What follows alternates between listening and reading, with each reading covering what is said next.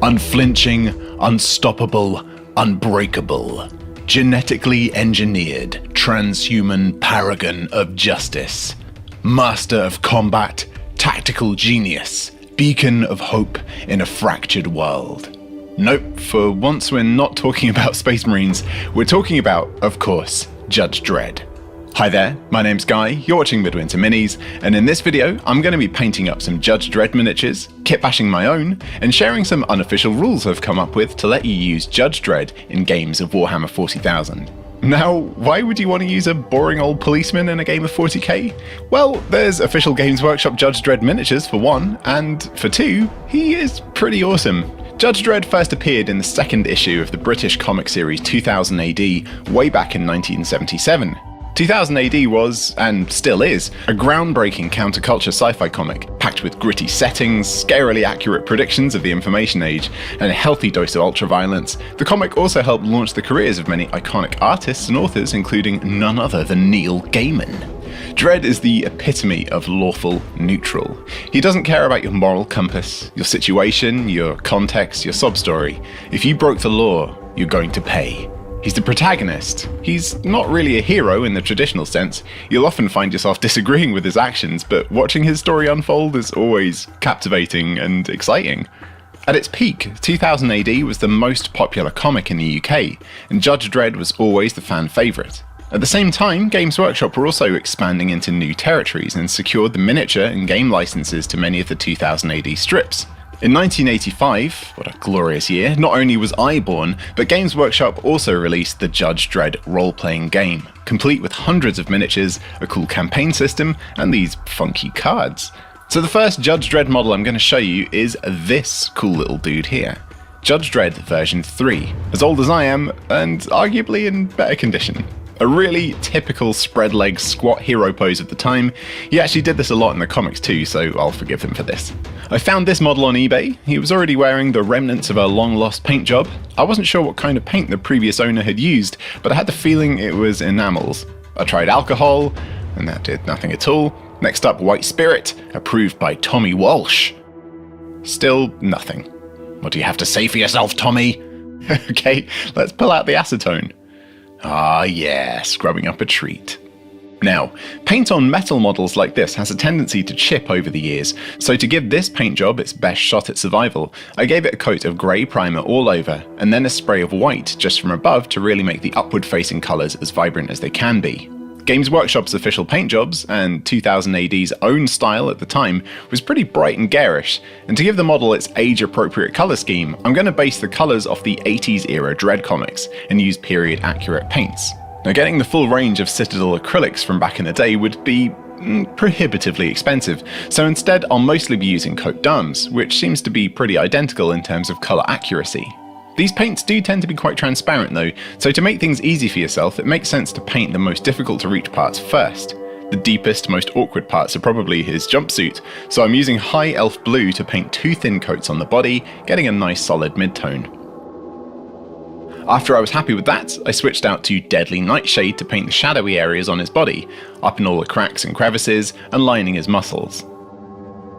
Because these paints are very see-through, you can't really highlight up in the traditional way by adding a lighter colour on top. Think of them more like stains than modern acrylic paints.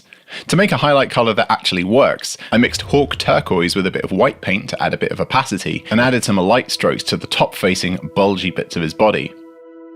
Using these three quite different paints has made a nice complex but vibrant blue jumpsuit, with kind of purple hues in the shadows and a subtle green touch in the highlights. Now, as I said, because we're dealing with really transparent paints, I need to make sure that the next steps will be painted over white, rather than any blue I accidentally got on the boots, the gloves or the armour plates. I quickly went around the whole model, making sure any accidents were covered up with a bit of white paint before continuing. For the boots, gloves and pads, I'm going to base coat using Bogey Green. Because Dredd was coloured by quite a few different artists, the knee and elbow pads were sometimes golden, like the shoulder armour, but I'm going to go off this reference image here. Again, two thin coats for a reasonably even base coat, and then I moved to Angel Green to paint in the shadows and creases. The consistency of this colour in particular seems to kind of seek out the recesses anyway, so it worked quite well as a sort of tactical shade paint. Okay, looking pretty nice so far. Next up, Scorpion Green. Again, mixed with a little bit of white to add some tasty highlights to the corners and edges of all the green parts. Having these bright edges alongside the dark green recesses really bumps up the contrast and will make the model nice and eye-catching. Time for the golden armor plates. Rather than just use metallic paints and a wash, let's actually try to make it look like comic book style gold armor using regular paints. First up, I used gold and yellow to create a base colour, and once that was dry, I carefully added some chestnut wash to add some rich shading to the recesses, helping to bring out all the lovely hand sculpted details. To bring back a bit of vibrancy to the sticky out parts, I used sun yellow, reinforced with a bit of white to add opacity, and I tried to glaze the colour to one side here to make it look like it was catching light from one angle. It might look a little bit tedious, but the little feather sections on the pauldron was actually really fun to paint. After that, I used a few precise dots of white paint to add some tiny highlight points at the very edges of the armour plates and pointy details. Using all that white for the highlights made the gold areas look a little bit pale, so using just sun yellow, thankfully very transparent, I was able to glaze it on here and there to bump up the saturation of the yellow again. For his Lawgiver pistol, I used shadow grey to base coat it. The paint has a nice blue hue to it, matching the slightly blue tint that grey metal objects had in the comics. To shade the recesses, I used Deadly Nightshade again. While I had this colour out, I gave the main section of his helmet a few thin coats to make it a nice rich navy colour. And back to the gun again, I did the usual trick of mixing shadow grey with white to create a simple highlight colour, and I used a small brush to define the edges and sketch on a few panel details on the gun itself. Same trick again for the helmet, mixing Deadly Nightshade and white in very thin layers to gradually build up a smooth, subtle highlight on the crest of the helmet. I then added a few dots of pure white to simulate the shine you see in the illustrations. Keeping it nice and simple, I went for Dwarven Flesh to paint sci-fi's most famous chin, shaded with a bit of Coat d'Arms' own flesh wash to line the mouth and face folds. Even though sometimes it can be a bit irritating to paint with colours that are this transparent, it works really well for skin tones because it lets the undercoat show through in raised areas, doing a bit of cheaty highlighting for you straight away. Being super careful now, I painted the trim of the helmet using ruby red, and painted the visor with black. I'm sure by now you're waiting for me to crack out the goblin green to finish the base off, but actually that trend didn't really kick off proper until the early 90s. Instead, the original Judge Dredd RPG minis were based with grey rubble and rimmed with black. Easy enough. Model 1 out of 3 done. I'm pretty happy with this little guy. All in all, I think he took me about 10 hours to paint, lots of little details to bring out, and the old school paints take a little bit more care than their modern opaque counterparts, but I think the amazing vibrancy is a good trade-off though. Also, I think this is a Midwinter Minis first. I've painted something better than the official Games Workshop model. Now before we fast forward a decade to 1995 and Judge Dredd's first outing on the silver screen, it's worth noting that when Games Workshop wrapped up production of the Judge Dredd RPG and gave up the 2000 AD licenses in 1992, they immediately released their own totally original line of sci-fi police officer models for Warhammer 40k Rogue Trader, the Arbites, who looked, well, let's just say they looked a bit familiar. It's also worth mentioning that all the way from Judge Dredd's inception in 1977 right up to 1995, he had never, ever shown his face. But what did Sylvester Stallone do in the first 20 minutes of Dredd's big screen debut? Boom, face, of course. The 95 Judge Dredd film was, let's say it's a bit hit and miss. Some stuff was fantastic. Characters from the series really brilliantly and terrifyingly realised, and the overall aesthetic was pretty solid, but it didn't really know who its audience was. Some parts were pretty gruesome and genuinely intense, which makes the slapstick comedy sidekick section stick out like a sore thumb. Anyway, I'm not a movie critic. Let's check out his outfit, and let me show you the next miniature. Stallone's Dredd had quite a campy, clean-cut look to his uniform, with a deep navy jumpsuit and extremely shiny armour plates. Also, it might amuse you to know that someone in the design department also made the executive decision to give him penis armour. Apart from committing the cardinal sin of mixing navy and black, this should actually be a pretty fun scheme to paint. For the model, I'm going to be using one from the current Judge Dredd miniatures game made by Warlord Games. The starter set comes with 2 street judges and a gang of criminal punks, and all the rules and bits and bobs you need to start playing, but Judge Dredd isn't just any street judge. Fortunately, I was able to get hold of the actual Judge Dredd model set. Okay, what have we got here? Thanks Tina. In the box, you get two versions of Dredd, one standing in a very similar pose to the 85 Games Workshop model, but with more realistic proportions, and the other riding the Lawmaster, his AI-driven, laser-blasting lowrider. The minis for this Judge Dredd game are made from a really flexible resin. It's quite an interesting material. The thing it reminds me of most are the old muscle toys from the 80s. It cuts really nicely, it's really hard to snap, but you can't really file it, at least with the files that I have. It just sort of shreds. No problem though, pretty much all of the cleanup of the mold lines and flash can be done with a hobby knife. Also, because it's resin and a new material for me, I gave it a precautionary wash and scrub with soapy water. Sometimes resin models can have a release agent on them that stops the paint sticking to them properly. Starting off with an all-over grey prime, the first colour I used was Vallejo's Signal Blue and painted the whole model with two thin coats. And I've just realised that I'm painting it almost exactly the same colour as the background. Hold on a sec. There we go. I then used Vallejo's black paint, which has a nice matte finish, to paint his boots, daystick, and his pistol. To get the more cinematic gold for his armor plates, I mixed Gehenna's gold with some old bolt gun metal to make a shiny base coat. 95 Dredd forgoes the vibrant green pads for equally ostentatious buffed metal everywhere. I should have done this before painting the metal stage, but never mind. Using a small soft brush with a round point, I dabbed on a bit of grey paint, wiped it off on a cloth, and carefully dry brushed the black boots, daystick, and pistol. To give the metals a bit of variation, I used straight up bolt gun metal to paint the magazine on the Lawgiver. To paint the skin, I mixed Vallejo's dark flesh with a tiny bit of Citadel's Xandri dust to desaturate it. The chin is slightly awkward to get to, but if I make any mistakes, all the paint I've used so far is still wet on the palette, so I can easily fix anything I mess up. Using a brown wash, Agrax Earthshade in this case, I shaded the face and all of the golden armor panels. Switching out to a black wash, I shaded the weapons and boots. There's not really much point in shading the navy bodysuit because the recesses are already quite dark. Once the washes were dry, it's time to add some quick highlights. Using just dark flesh and a small brush, I caught the prominent bits of his chunky chin, and then used a Baden black to paint the visor. This tends to dry with a bit more of a shine than the Vallejo black I use. For the red trim on the helmet, I used Citadel's Mephiston Red to lay down the base coat, and then Vallejo's Scarlet Blood to make it look a bit more vibrant. Now most of the annoying tricky bits are out of the way, we can spend a bit of time highlighting Dredd's muscles. Rather than just adding white or light grey to the navy blue we originally used, I used the dark flesh colour that I used for the skin. This way the colours interact in a bit more of an interesting way, which will give the highlights a slightly green hue. Not going crazy here, keeping it nice and thin, but glazing on layer after layer of highlight onto the top facing muscles and anywhere that it would make sense for light to hit. Once I was happy with the jumpsuit, I used the original gold paint to push the saturation up a bit and smooth out the coverage on the armour plates. To do a final edge highlight on the black and grey areas, I mixed grey and white paint in roughly equal parts, thinned it nicely, and carefully used the edge of my brush to add thin strips of highlights to sharp edges. I also sketched on a few panel lines onto the gun. Stallone's helmet, for the full 2 minutes he wears it in the film, is pretty shiny. To simulate this on the model, I'll give it a coat of gloss varnish, Ard coat in this case, and when it dries, it'll have that permanent wet look to it. And there we go, 90s Dredd in full camp glory.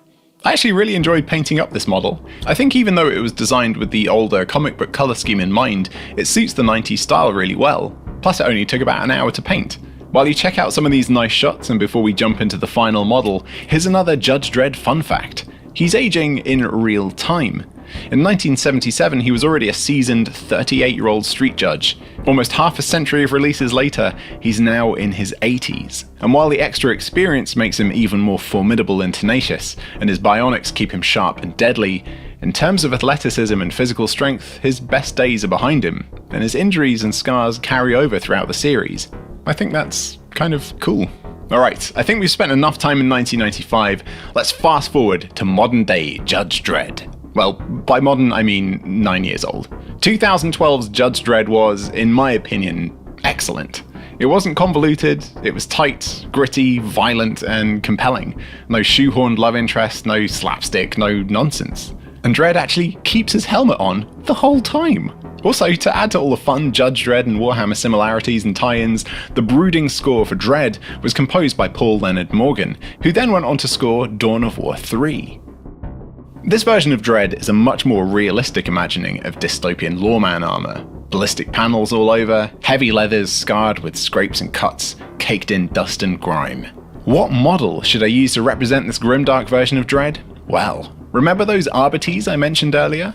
Those old models got a 21st century revamp with the re-release of Necromunda in the form of the Palanite Enforcers, heavily armed and heavily armoured subjugators of Imperial hive worlds.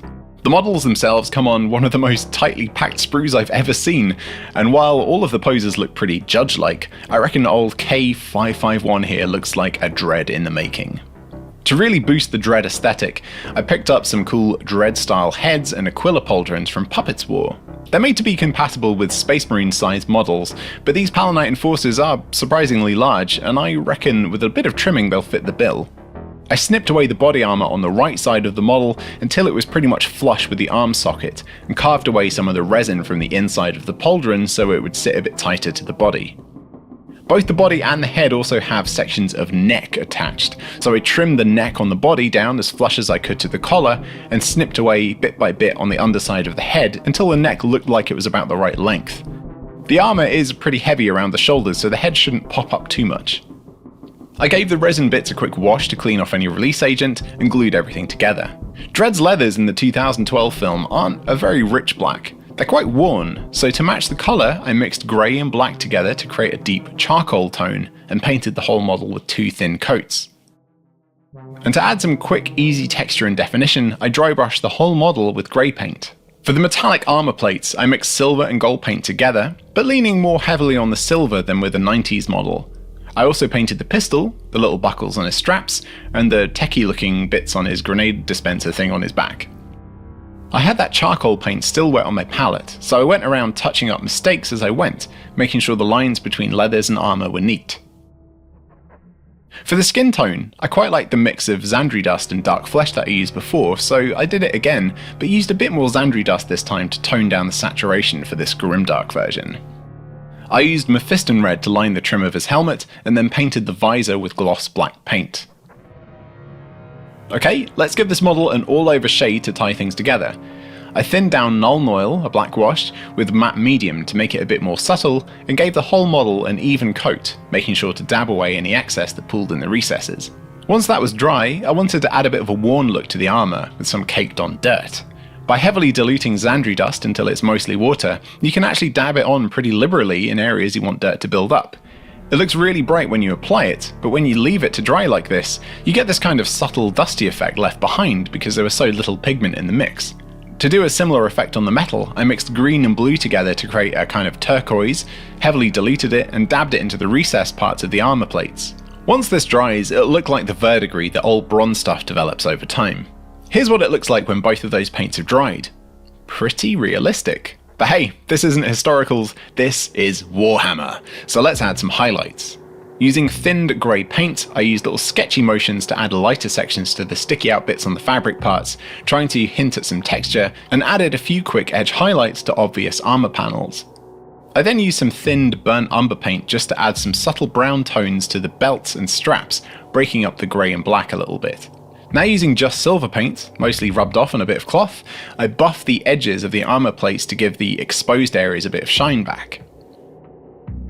After that, I used some black wash and a thin brush to line a few of the recessed areas, just to add a bit of depth to the shadows, and as a final touch, I added a few point highlights on the helmet trim with a mix of Mephiston red and Scarlet Blood.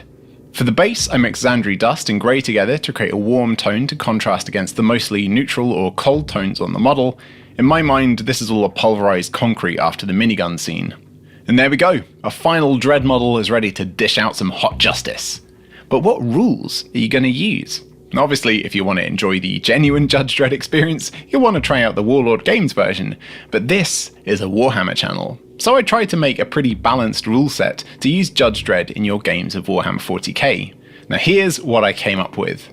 Judge Dredd, a character and infantry model that fills an elite slot in any Imperium army, and costs 5 power to field. Movement of 6 inches, he's a crack shot and skilled combatant, so he has a weapon skill and ballistic skill of 3+. He's strong, but not Space Marine strong, so stays at a human-like strength 3.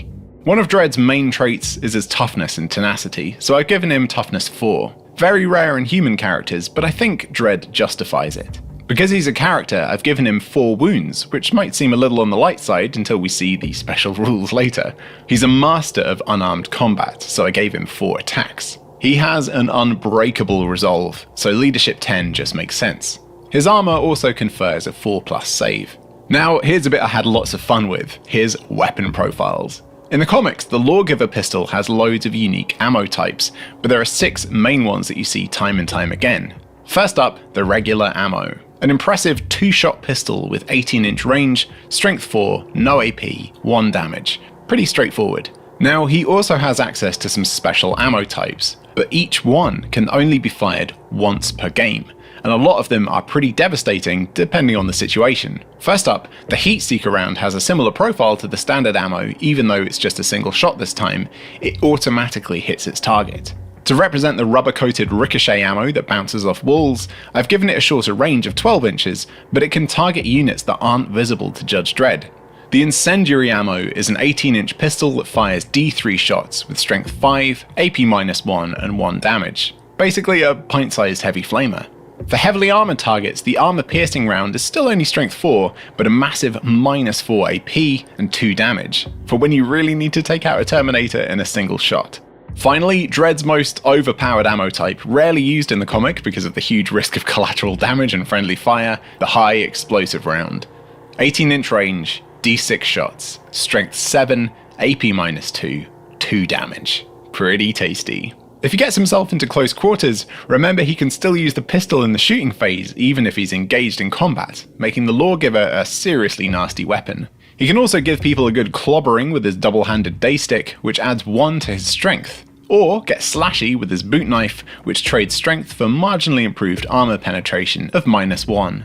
Instead of shooting, Dredd can also toss a concussion grenade, basically ported over from the Elucidian Starstrider rules, 6-inch range, D6 shots, and a regular 3 strength and 1 damage. But the fun part of this weapon is that if the target is within 1 inch of a terrain feature, you add 1 to the grenade's strength and damage, which makes it much more interesting. You might actually end up using grenades in 40k for once. Well, if that wasn't enough to make you want to build your own Judge Dredd and watch him eviscerate hordes of chaos cultists into tiny chunks, check out his special rules.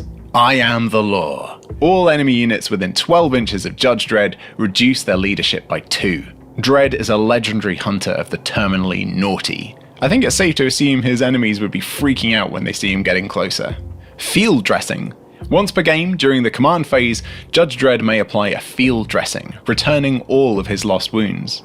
Suddenly those 4 wounds don't seem so shoddy. In the series, Dredd just keeps coming back for more, so this seems pretty fitting. Wipe out all 4 wounds in one turn, or he'll be back again, good as new. You're next, punk. Judge Dredd can target enemy characters even if they are not the closest unit. Everyone's guilty in Dredd's eyes, but some are more guilty than others, and they will pay for their crimes first. I'll be the judge of that. Roll a d6 each time Judge Dredd loses his final wound. On a 4+, that wound is not lost. Just when you thought you had him, he's back. Battered, bloodied, bruised, but still trying to take you down. If you want to download the datasheet and print it off or whatever, you can find a link to it in the video description. If you feel a bit inspired and want to create your own character sheet for Judge Dredd for any other game like Kill Team or Necromunda, I'd really like to see what you make, so please share it in the comments. And by the way, this video topic was actually chosen by the channel's supporters over on Patreon. Each episode I like to thank our newest members with a shout out, so here's this week's roll call. Lloyd, Angry Cripple, Nate Josway, Jeremy Mercier, Andithus, Rule Bretonia, Ben Champion, Owen Jones, Cameron Davidson, Long Way to Tipperary, Thomas Rands, David Barrett, Connor Reed, the DVA Foundation, Sarah Ewing, Ross McCulloch, Michael Bowers, George Holroyd, Zach B, Pepper the Shibblenu, Alex, Gert Hovens, The Generous T, Matt Rowley, Connor, Svatgift, Miguel Mijares, Brian Ekman, Rubricus Gaming, Peter Simpkins, Sarah Blair, Fancy Man, Sans Cape, Schemers Remnant, Kindle Watkins, Amber Hammerfist, Fate94, Jim Saunders, Haidar Al-Hassani, Andy Petrie, Lee Garlett, EOD, Jimmy Bone, Jasper Hongel, Sir Chris Miles, Scotty R, Cameron Larkin, Villain, Obsession12393, Azok Zarath, Lee Massey, Jeremy Gascoigne, Peter Griffin, Noodles the Kraken, Alicia, Iron Titan, Caddington, Tom W, Philbo, Vladimir Avramov, Will G, Jared, Ben, Nick Shockey, Gareth Harmer, Savinsky Normalus, Scott Malterer, David Kavanagh, Paul Reason, Hellglazer Painting, and a kind supporter who wished to remain anonymous. Also, just a couple of things before I sign off. 200,000 subscribers. That's totally crazy. Thank you all so much. I honestly never expected anything like this when I started the channel back in 2018. You are all amazing. Also, huge thanks to Jeremy and Marauder Industries for the cool glowing Midwinter Minis light that you might have seen in the background, and to Luke from Geek Gaming for loaning me his Judge Dredd cards for me to show off in this episode.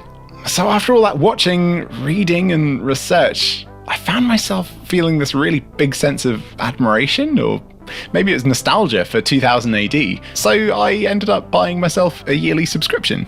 It's my birthday next week. Treat yourself. Thanks so much for watching, and I'll catch you next time. Oh, also, Penny and I are expecting twins in a couple of months. Bye for now.